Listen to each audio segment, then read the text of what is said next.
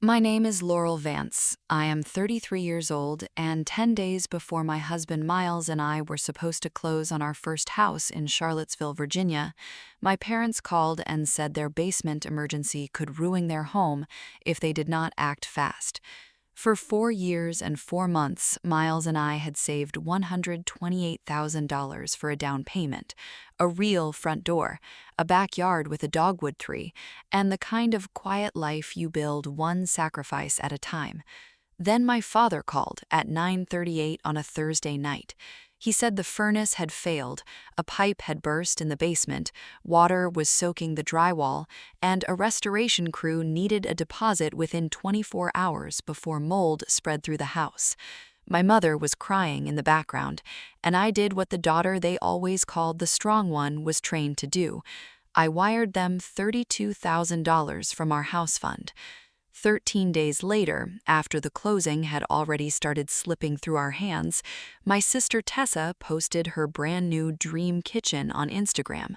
Calicotta-style quartz, gold faucet, farmhouse sink, pendant lights, her children baking cupcakes on the island, and one caption that made my hands go cold. "Thank you, Mom and Dad." I thought that photo was the betrayal. I was wrong. The real betrayal came when I asked my mother where our money had gone, and she answered with 3 words that ended the version of my family I had spent 33 years defending. She deserved it. Then my father made one mistake. He accidentally sent me the group chat that proved the emergency had been planned weeks before he ever called me. And when my mother tried to stand up at Aunt Verity's 4th of July barbecue and tell everyone I cared more about money than family, I opened the folder in my bag and let the truth speak for itself.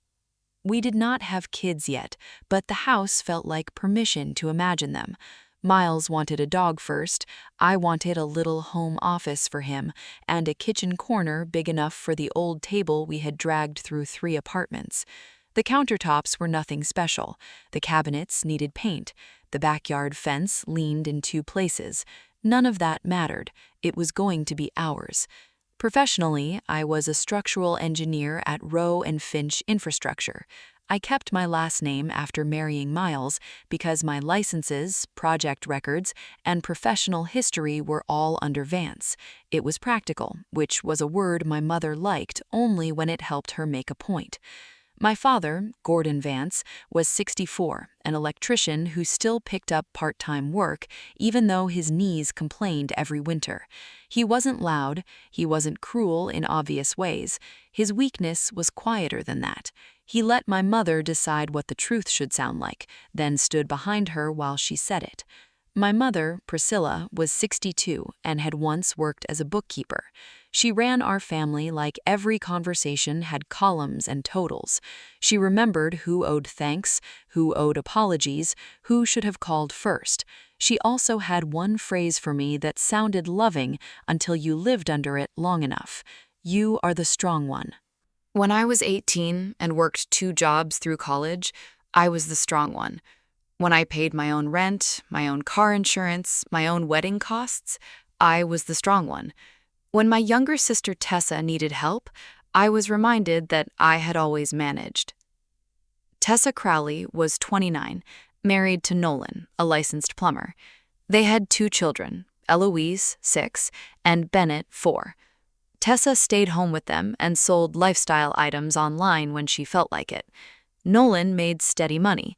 They had a house, a truck, family help, and my mother's endless sympathy. Still, in Priscilla's version of the world, Tessa was always hanging by a thread. "She has kids, Laurel. You and Miles are fine." That sentence followed me through my 20s. Tessa needed help with wedding costs because she deserved a real wedding.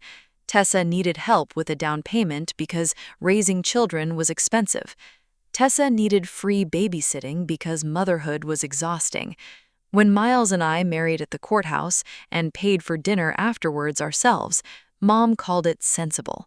When Tessa wanted something, Mom called it family. I used to tell myself being overlooked was a compliment. They trusted me to stand on my own. It took me too long to understand that being strong had made me useful, not valued. By March of 2025, everything felt close enough to touch. Sabrina had sent the final schedule. I had already pictured the signing table, the stack of papers, the moment someone slid the keys across to us. I had even started packing books we did not need before moving day. Then my father called at 9:38 on a Thursday night. Dad almost never called late. I answered before the second ring finished. "Honey, we need help," he said, and his voice was shaking. I sat up on the couch. Miles looked over from the kitchen where he was rinsing coffee mugs. Dad told me the furnace had died after a late cold snap. A pipe in the basement had burst.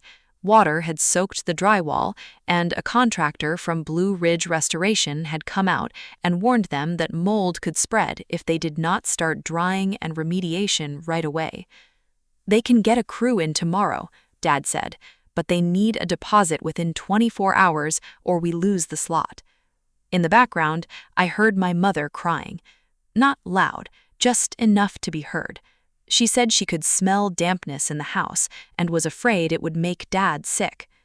"How much?" I asked. $32,000. Miles stopped rinsing the mugs. "I'm a structural engineer. Numbers don't scare me. I estimate repairs for a living." And as Dad talked, my mind was starting to break it down. Furnace replacement, burst pipe repair, drying equipment, drywall removal, possible mold treatment, emergency labor. 32,000 was high, but not impossible. Not if everything Dad said was true. If it had been anyone else, I would have asked for the written estimate before discussing a dollar. But this was my father, calling late, sounding scared. This was my mother crying in the background. Dad promised he would send the invoice once the contractor started. I told him I needed to talk to Miles. Miles sat across from me at our small kitchen table while I repeated everything. He didn't raise his voice. That wasn't his way. He folded his hands and looked at the laptop where our banking app was still open from earlier that week. "That is our future, Laurel." "I know. That is not a small favor." "I know." We talked for almost an hour. In the end, we decided to send it. My parents would pay us back over 12 months, about $2,700 a month if they could manage it. No interest, no formal contract. They were my parents, and I still believed that meant something. Miles leaned back, tired and quiet. Family is exactly why people should be honest. The next morning, I wired $32,000 to Gordon and Priscilla Vance. I watched the house fund drop from $128,000 to $96,000 in less than a minute. 4 years and 4 months of discipline reduced by one click and one confirmation screen. I took a screenshot and sent it to Dad. His reply came almost immediately. "God bless you, sweetheart. We will pay you back every penny." Mom called later. Her voice was soft and wet around the edges. She told me I had saved them. She told me she did not know what they would have done without me. Then she said it again. "You are the strong one." This time, the words landed differently. Not wrong exactly, just heavier. That afternoon, Sabrina called. The sellers had a backup offer. If Miles and I could not close on time, or if our cash to close no longer satisfied the lender, they might move on. I told her we would figure it out. After I hung up, Miles opened the banking app, looked at the new balance, closed it, then opened it again during dinner. He did not argue, he did not blame me, but the silence between us had weight. That night, I texted Dad and asked for the Blue Ridge Restoration contact, the written estimate, the invoice if they had one, and the insurance claim number if they had opened a claim. His answer came back 10 minutes later. "We are handling it. Do not stress yourself." Miles read it over my shoulder. He took his laptop from the coffee table and searched Blue Ridge Restoration. No clear website, no easy license listing, no real local reviews. The phone number Dad had mentioned looked like a forwarding number, maybe Google Voice. Miles did not say my parents were lying. Not then. Small contractors could be terrible online.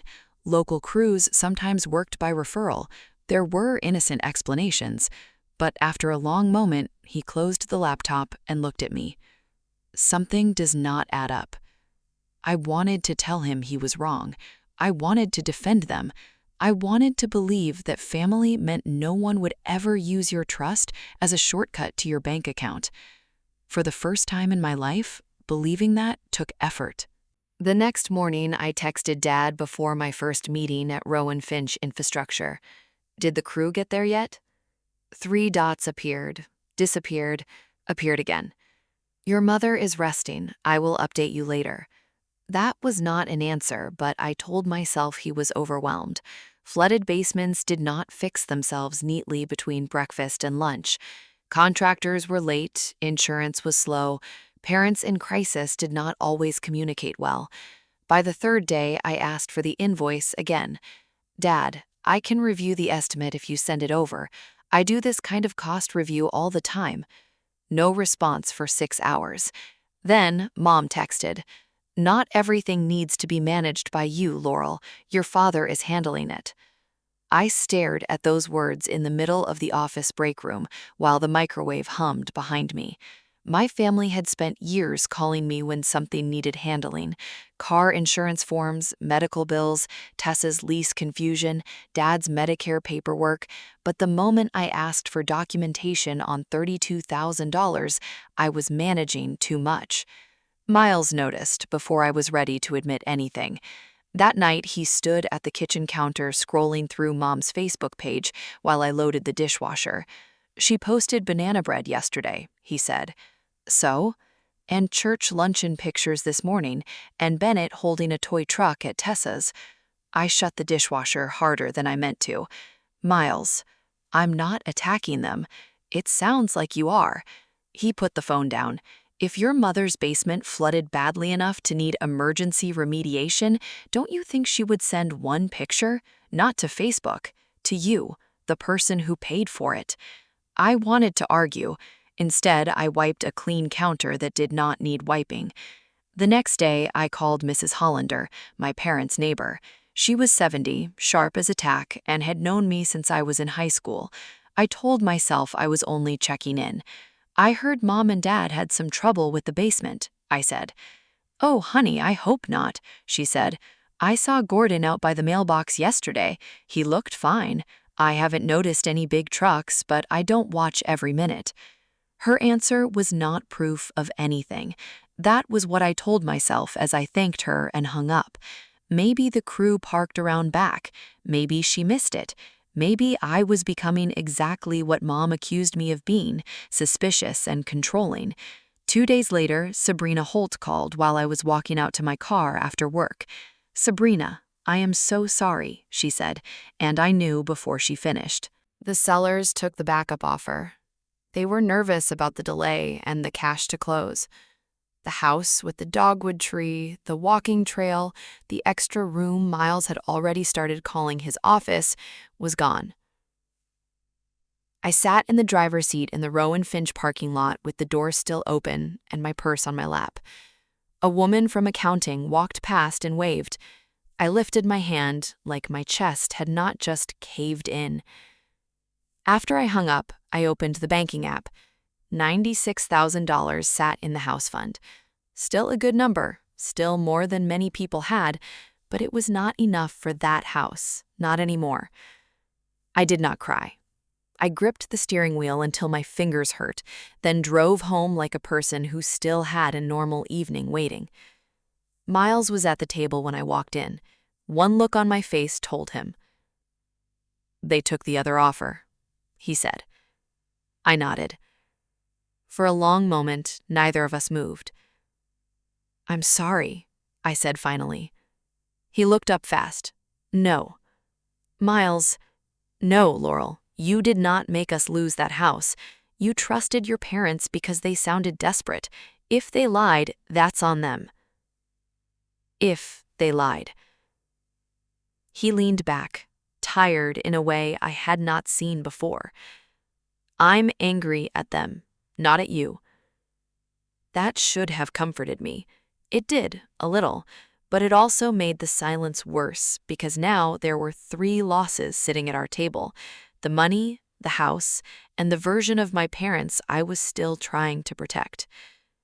I spent the next few days making excuses for them. Maybe they were embarrassed. Maybe Dad hated needing help.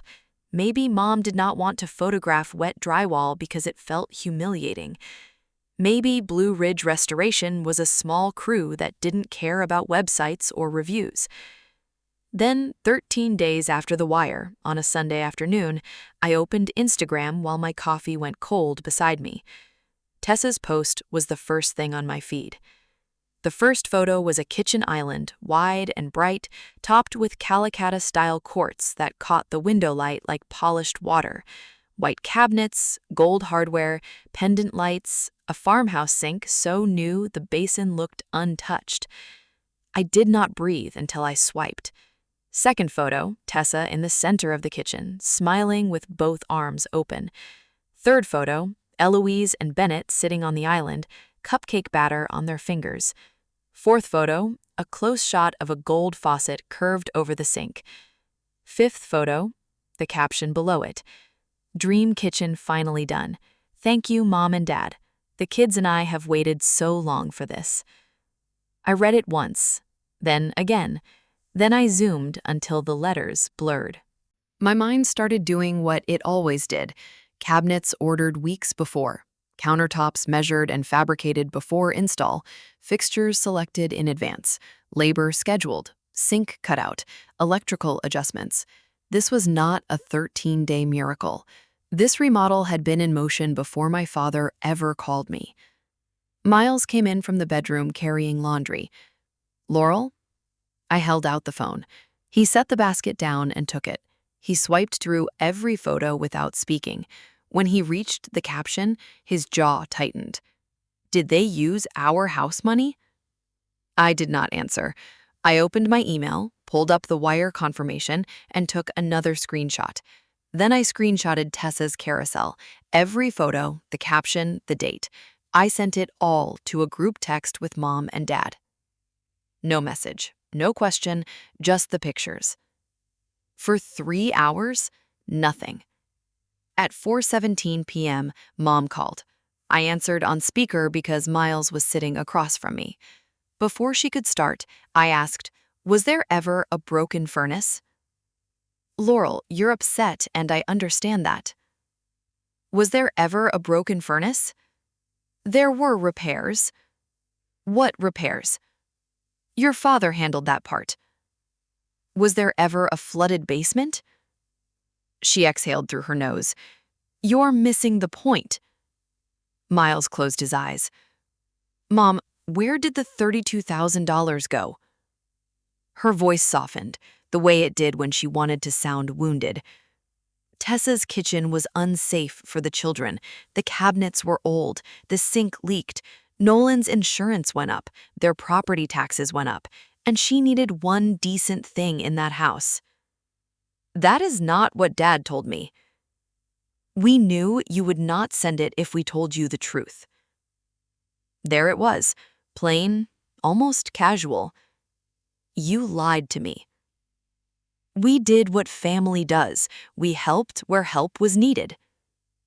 "With my house fund?" "Family does not keep score, Laurel. Family does not invent emergencies." Silence opened on the line.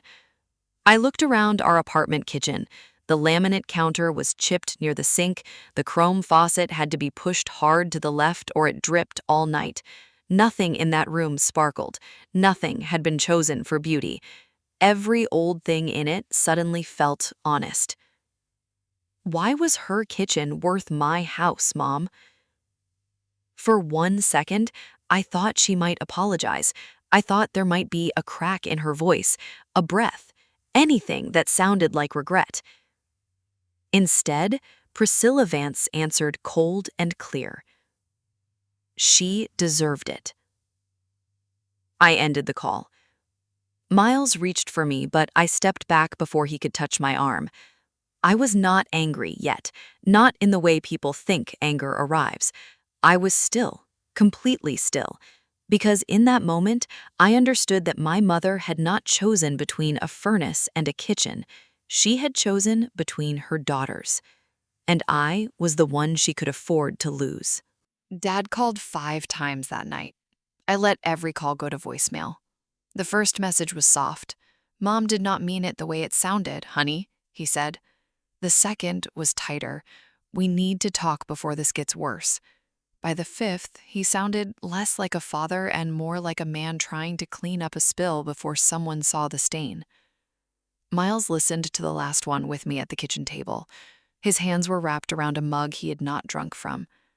"He's not apologizing," Miles said. "No, he is asking me to make it easier for him." The next morning, Tessa texted before I even got to work. "Mom says you're upset about the kitchen." I stood in the parking lot outside Rowe and Finch Infrastructure, staring at those words while people walked past me with coffee cups and laptop bags. "It wasn't that much," Tessa wrote. "You and Miles are both doing fine. You can save again." My thumb hovered over the screen. "Did you know that money came from our house fund?" She did not answer for almost 10 minutes. "You don't understand what it's like to have kids," she finally wrote. "Mom said you wouldn't even notice once things settled down." There it was again. Not an apology, not surprise, just the casual confidence of someone who had been told my future was flexible. I went inside, sat through a project meeting about load ratings and lane closures, and nodded at the right places while my phone felt hot in my bag. At lunch, Dad texted, "Please do not let your mother carry all of this. She's devastated." I almost laughed, not because anything was funny, but because somehow the woman who said Tessa deserved my house money had become the injured party. 37 minutes later, another message came through from Dad. It was not meant for me. It was a forwarded screenshot of a group chat. I knew it before I opened it because the first line above the image said, "Tessa, delete this thread if Laurel starts asking about timing." My breath stopped. Dad had been texting me. He must have gone to forward the screenshot to Tessa in a panic and tapped the wrong recent conversation. One tired thumb, one careless second, one door opening that none of them meant to unlock. I opened the image. The group chat was between Mom, Dad, and Tessa. The first message was dated almost 3 weeks before Dad called me about the furnace.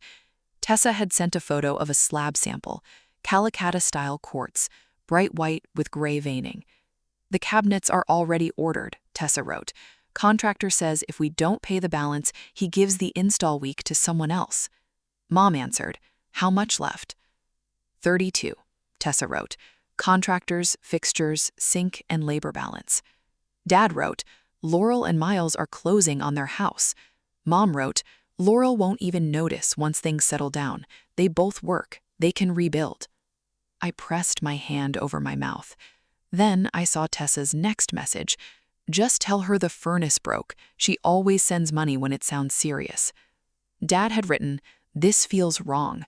Mom replied, "Then you call. She trusts you more." I took screenshots of every image. Then I emailed them to myself, saved them to a folder, and backed that folder up to cloud storage. My hands were steady in that strange way they get when your body understands there is no room to fall apart yet. Dad called immediately. I sent one text.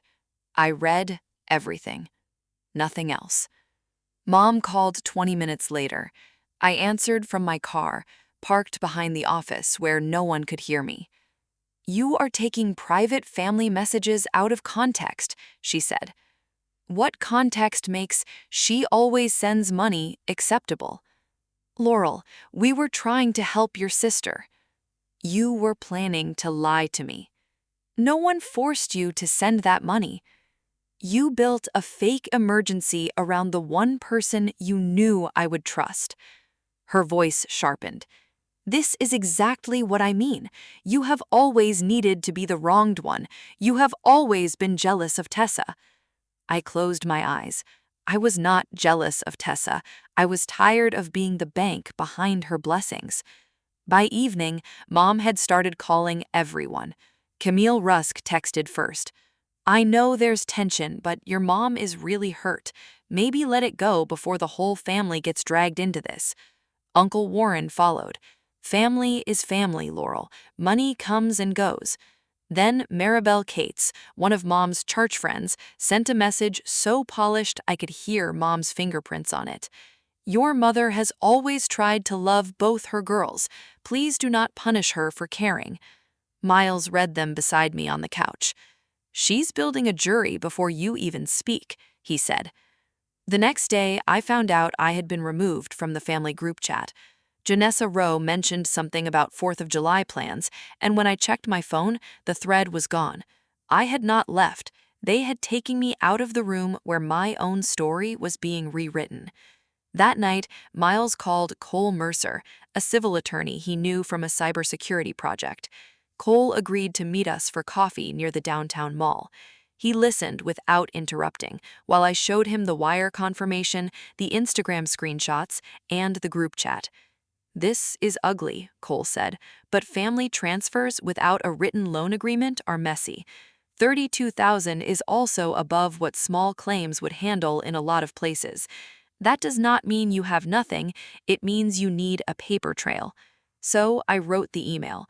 The subject line read, "Repayment request, $32,000 wire transfer." I kept it professional, almost cold.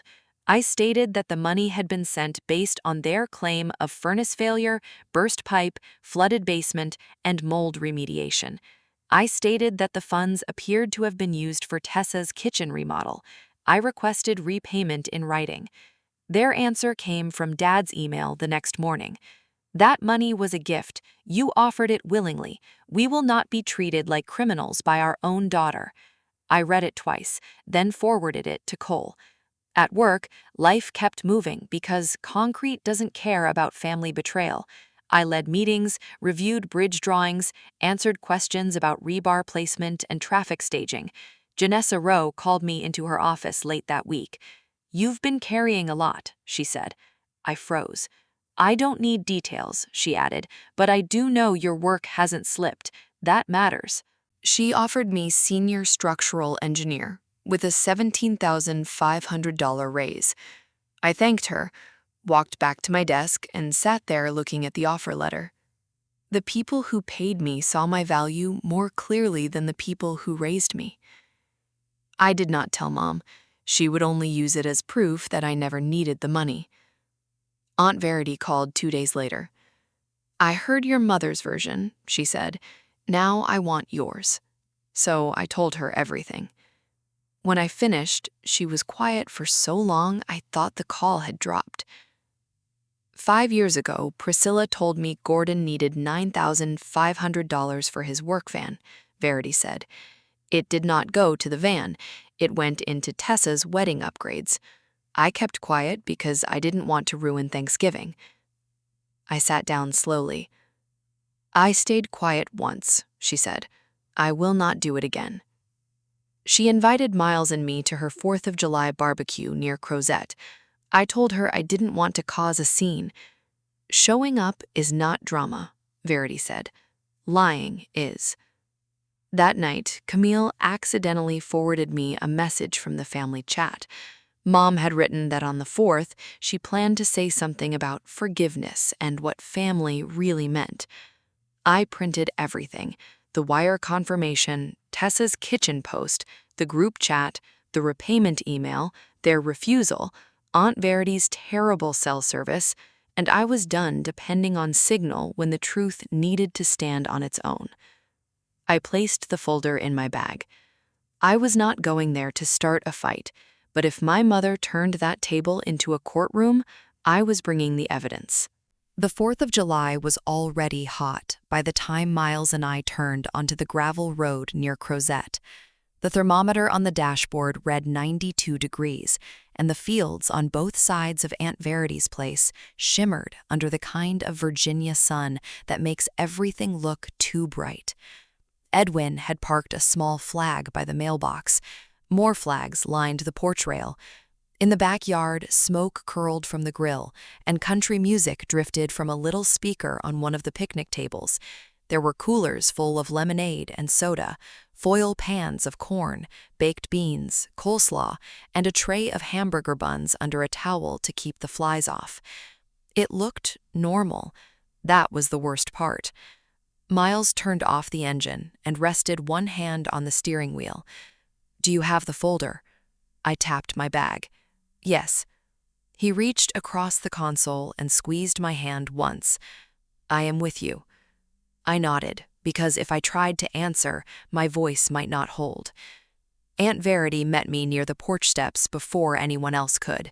She hugged me hard and whispered near my ear, "You are steady, remember that." Across the yard, Mom saw me. Priscilla Vance stood beside the lemonade table in a pale blue blouse, her hair pinned perfectly, her face calm in the way it got when she had already decided she was the victim. Her eyes touched mine, then moved away. Dad was near the grill with Edwin. Gordon gave one small nod and looked back at the burgers. Tessa sat at the far picnic table with Nolan, Eloise, and Bennett. She smiled like we were women who had disagreed over a recipe, not sisters standing on opposite sides of a theft. Camille looked down at her paper plate when I passed. Uncle Warren lifted his hand, then let it fall. For almost 2 hours, nobody said the word money. People talked about grocery prices, fireworks traffic, the heat, and whether the kids would make it until dark without melting down. Bennett ran in circles with a plastic cup. Eloise showed Aunt Verity a sparkly bracelet. Nolan kept his eyes on the grass more than on anyone else. Miles sat beside me, close enough that his knee touched mine under the table. Every few minutes, someone would laugh too loudly, and the sound would break off too fast. Then Tessa leaned toward Camille. "You should come over next week. The kitchen photographs even better in person. The island is my favorite part." Camille froze with a fork halfway to her mouth. Miles put his hand on mine. I kept still. I had promised myself I would not be the one to start it. My mother did that for me. Priscilla stood with her lemonade glass in one hand and tapped the side of it with her ring. The yard quieted out of habit. My mother had always been good at making people turn toward her. "I just want to say how grateful I am that Verity and Edwin opened their home today," she began. "4th of July is about unity, about remembering what holds us together. Family should be the place where we forgive, where we do not keep score, where money never matters more than blood." Her eyes flicked toward me and away. "Sometimes a mother has to watch her own child choose resentment over love. That breaks my heart, but I still believe family means holding each other close, even when someone forgets what family really is." A few people lifted their glasses halfway. Verity did not move. Miles went completely still beside me. I stood. No rush, no shaking, just up. "Mom, since we are talking about family and money, everyone here deserves the full story." Priscilla's face tightened. "Laurel, sit down." I stayed standing. "In March, Dad called me at 9:38 at night. He said the furnace broke after a cold snap, a pipe burst in the basement, water soaked the drywall, and Blue Ridge Restoration needed a deposit within 24 hours for mold remediation. Miles and I were 10 days from closing on our first house. We wired Mom and Dad $32,000 from our house fund." Camille looked up. "Wait, your house fund?" "Yes." Uncle Warren set down his cup. I continued. "We lost the house. The sellers took another offer because our cash to close changed. 13 days later, Tessa posted pictures of her new kitchen. Calicut-style quartz, gold faucet, farmhouse sink, pendant lights. Caption thanking Mom and Dad. Tessa's cheeks flushed. Mom stood straighter. "You are twisting this," Priscilla said. "You offered that money willingly. I offered it for a flooded basement, not a kitchen island." The yard went quiet enough that I could hear the grill hiss. I opened my bag and took out the folder. First, I laid down the wire confirmation, then the printed screenshots of Tessa's post, then the repayment request email and the response from Dad's account calling the money a gift. Mom's voice sharpened. "This is private family business." "No," I said. "Private family business was when Dad called me and lied." I unfolded the group chat printouts. My hand was steady. Mom wrote that Tessa needed the final payment for the kitchen. Dad wrote that Miles and I were closing on a house. Mom wrote that I wouldn't notice once things settled. Tessa wrote to tell me the furnace broke because I always sent money when it sounded serious. Then Mom wrote that Dad should call because I trusted him more. Nobody spoke. Uncle Warren turned toward Priscilla. "Did you really tell her the basement flooded?" Mom's mouth opened, but no answer came. Tessa pushed back from the table. "That was private." "So was the phone call where Dad lied to me." "It was just a kitchen," Tessa snapped. I looked at her. "It was my house." Nolan lowered his head. He did not defend her. He did not defend me either. He just stared at the grass like the truth had landed somewhere between his shoes. Then Aunt Verity stood. "Priscilla, do not make her carry this alone." Mom turned on her. "Verity, stay out of this." "No, I stayed out of it 5 years ago, and that was my mistake. You told me Gordon needed $9,500 to fix his work van. You said he needed it to keep taking jobs. I sent it. Then I found out that money went to Tessa's wedding upgrades, flowers, dress alterations, reception add-ons. I kept quiet because I didn't want to ruin Thanksgiving." Tessa whispered, "Aunt Verity." Verity looked at her, tired and sad. "Same story, different emergency. Bigger number, different daughter paying for it." Mom's face went pale with anger. "How dare you bring that up in front of everyone?" Verity answered softly, "I am done mistaking silence for loyalty." Dad finally moved. He rubbed both hands over his face, then looked at me for the first time all afternoon. "Your mother asked me to call," he said, "but I still made the call. I knew you trusted me, Laurel. I am sorry." Priscilla spun toward him. "Gordon!" He did not look at her. I felt something in my chest crack, but not soften. "You knew I trusted you. That's why it worked." The folder lay open on the table. All those printed pages looked smaller than the damage they held. I did not come here to humiliate anyone, but Mom stood up in front of this family and made me sound like I chose money over blood. I needed everyone to know what actually happened. I turned to Tessa.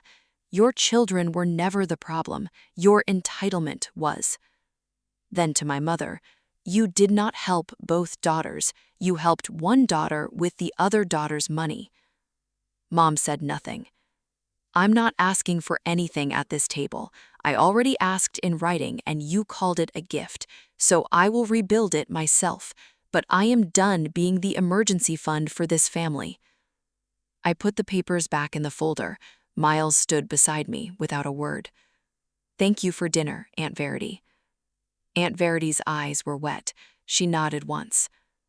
Miles and I walked across the grass, past the grill, past the cooler, past the family that had spent weeks hearing I was the selfish one. Nobody followed us. Nobody called my name. When the car rolled down the gravel driveway, I held the folder against my lap and watched the house disappear behind the trees. I cried before we reached the main road. Not because I had lost, because I had finally stopped protecting the version of them I needed to believe in. For 48 hours, my phone kept lighting up. Camille texted first. "I did not know, Laurel. I am so sorry I told you to let it go." Uncle Warren sent a shorter message. "Your mother left out a lot. I owe you an apology." Maribel Cates did not text again. That silence told me enough. Aunt Verity called the next evening while Miles and I were eating takeout from paper containers at our kitchen table. Priscilla has not spoken to me since the barbecue, she said. I am sorry, Aunt Verity. Do not be. Some silence is a relief. I laughed once, but it came out tired. I thought being believed would make me feel lighter. It did, in a way, but it did not bring back the house with the dogwood tree. It did not put $32,000 back into our account. It did not erase the sound of my mother saying Tessa deserved it, like my future was an extra piece of cake at a birthday party. 2 days after the barbecue, Mom texted, I hope humiliating your mother was worth it. I read it while standing by the sink. The faucet dripped once, then again. Miles came up behind me and saw the screen. Do you want to answer? No. I muted her number first. Then I blocked it. My hand shook afterward, not because I regretted it, but because some part of me still believed daughters were supposed to keep doors open, even when mothers kept walking through them with knives. Tessa texted the same afternoon. You did not have to embarrass me in front of everyone. I stared at that one longer than Mom's, not because it hurt more, but because it explained so much. Tessa still thought the embarrassment was the problem, not the lie, not the money, not the house we lost, just the moment people saw her clearly. I did not respond. A few days later, I checked her Instagram. I don't know why. Maybe habit, maybe weakness. Maybe I needed to see whether she would keep polishing the trophy. The kitchen posts were gone. No island, no gold faucet, no farmhouse sink, no caption thanking Mom and Dad. The dream kitchen had disappeared from her feed, like it had never existed. But I had the screenshots. Camille stopped mentioning Tessa's kitchen in family messages. Uncle Warren stopped liking Tessa's home updates. Miles got one text from Nolan that week. I did not know they told you it was a basement emergency. I thought family helped with the balance. Miles showed it to me. He did not answer right away. Do you believe him? I asked. I believe he liked not asking too many questions. That felt fair. 3 weeks after the barbecue, an envelope came in the mail. No return address, but I knew Dad's handwriting before I opened it. Inside was a check for $5,000. The memo line said, I am sorry. There was a folded note with it. I was wrong before I picked up the phone. I sold some tools and took 2 side jobs, more when I can. I sat at the table with that check in front of me for a long time. $5,000 did not buy back the dogwood tree. It did not undo the way Dad used my trust because Mom told him it would work. It did not make him innocent.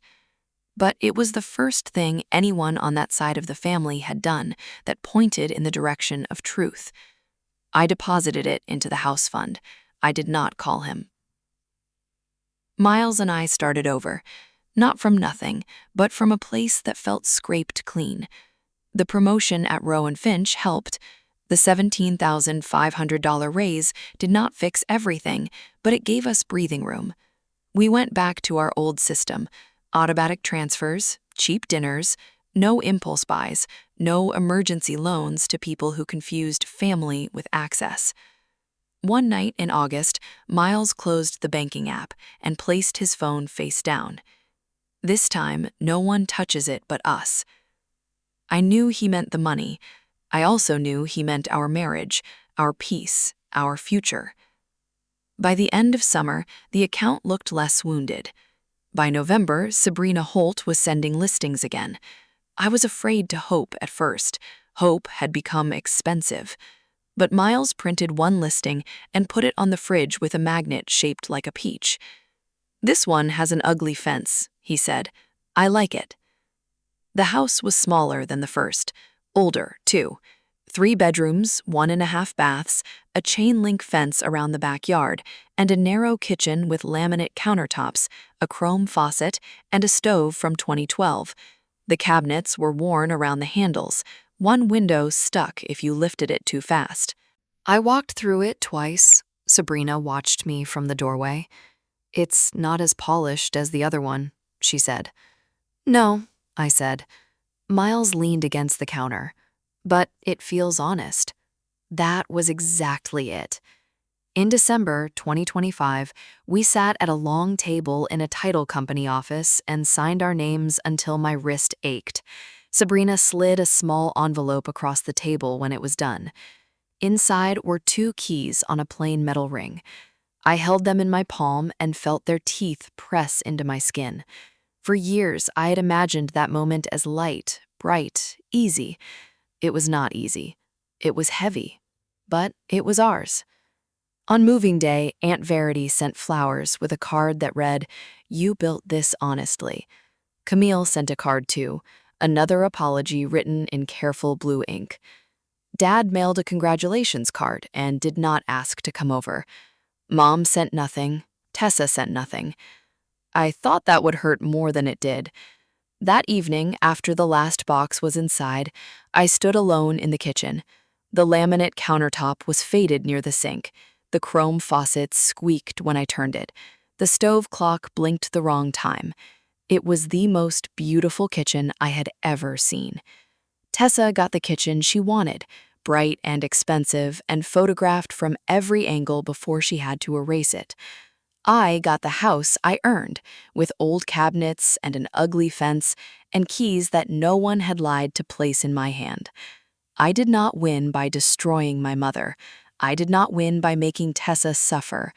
I won because I stopped being the strong one in the way they needed me to be. I stopped letting family mean unlimited access.